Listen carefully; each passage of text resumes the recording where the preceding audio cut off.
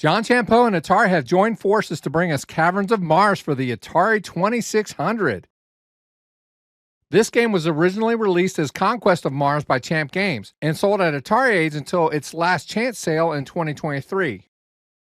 Atari has resurrected it at its proper name, Caverns of Mars, but with some sprite changes, a new intro screen, and even slight gameplay changes, all programmed by John Champeau.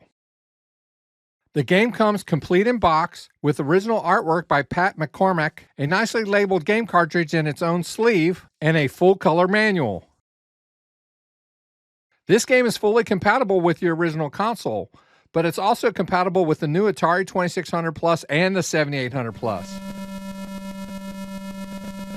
The game is set on Mars, and your mission is to destroy the negabombs that are deep within each cavern before the Martians can destroy Earth's colony planet Terra 4. You must navigate your ship called Helicon X to the bottom of each cavern and detonate the negabomb, then escape that cavern before the negabomb explodes. But getting to the bottom of the cavern isn't as easy as you might think. To start a game, you'll need to choose your game type and level by either using the select button or your joystick. There's also a pause feature in the game, which is used by toggling the black and white switch. But this feature is only good for 5 minutes, at which time the game ends and you're back at the title screen. The difficulty switch in the B position will enable faster shots, while it being in the A position enables the cannons in the caverns to shoot at you. You start the game with a certain number of ships, depending on the difficulty that you're playing at. The bottom of the screen is a status display, and this displays the current stage, number of reserve ships, the current cavern, and a message display.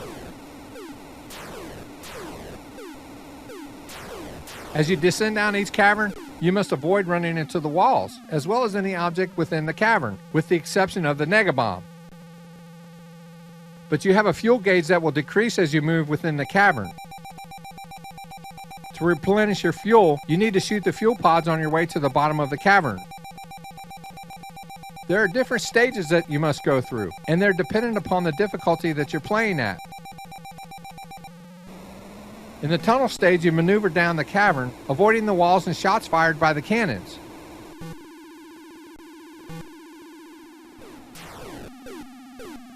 The laser gate stages are similar to the tunnel stage, except that there are laser gates within the cavern that you must avoid.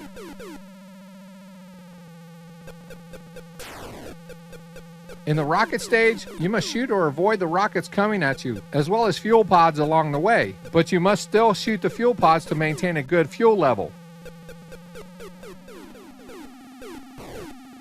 The space mine stage is similar to the tunnel stage, but there are mines within the cavern that you must avoid or destroy. The problem is that the mines have the ability to transport from one area of the tunnel to the other, which makes them very difficult to shoot. The maze stage is probably the most difficult, in that you must avoid or destroy the different obstacles in the tunnel maze, while still avoiding the walls. And the last stage is the base stage, and this is where you descend down to the bottom so you can detonate the negabomb. But once detonated, you must ascend to the top of the cavern and escape before the negabomb explodes. The amount of time needed to escape the cavern is dependent upon the skill level that you play. You'll also earn survival points, and its value is dependent upon the stage cleared. If you reach the top of the cavern, you earn 500 points for each second that's left on the timer. Each cavern cleared adds another stage to the next level, with each level getting faster and harder to complete. But if you complete all 6 levels, you win the game, and your score is displayed on the screen. But the high scores will change depending on the skill level that you play at. You initially shoot 2 shots with each press of the fire button, but each shot must either hit a target or make it to the bottom of the screen in order to be able to shoot on that side of that spaceship.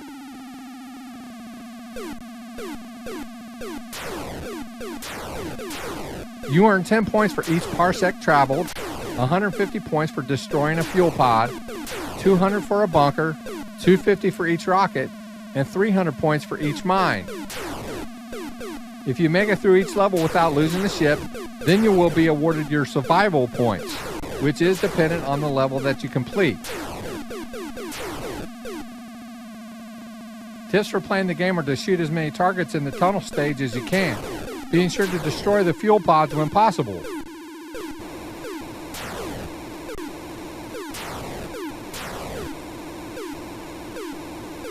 In the rocket stage, be sure to try to also shoot as many targets as you can, but learn the patterns for each to help your navigation.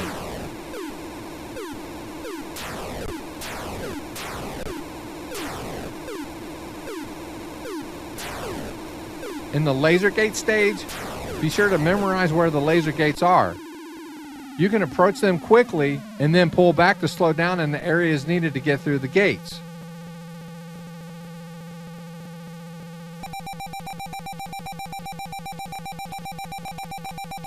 In the mine stages, get a feel for the timing of the mines and learn to avoid them when possible.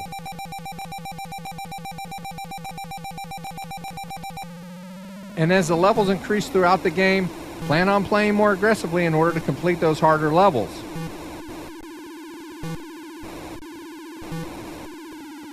Having both Caverns of Mars and its predecessor, I like these new changes. And if they weren't enough, there's an Easter egg in the game. Yeah, that's right. If you toggle the black and white switch on the title screen, you'll be able to choose which stage and which level to start at. If you're playing on a 7800 or a 7800 Plus, simply press the pause button. This is a great way to practice each level, especially if you're having trouble with a certain level. I'm glad to see this game available again in its current form. This is an enjoyable game and a must-have for those who have the new 2600 or 7800 Plus. I just want to thank you for watching the video. If you've made it this far, be sure you hit the like button. And if you enjoy this type of content, be sure to hit the subscribe button for more. And feel free to leave a comment, as I'm good to replying to all of them. Thanks for watching, and we'll see you on the next one.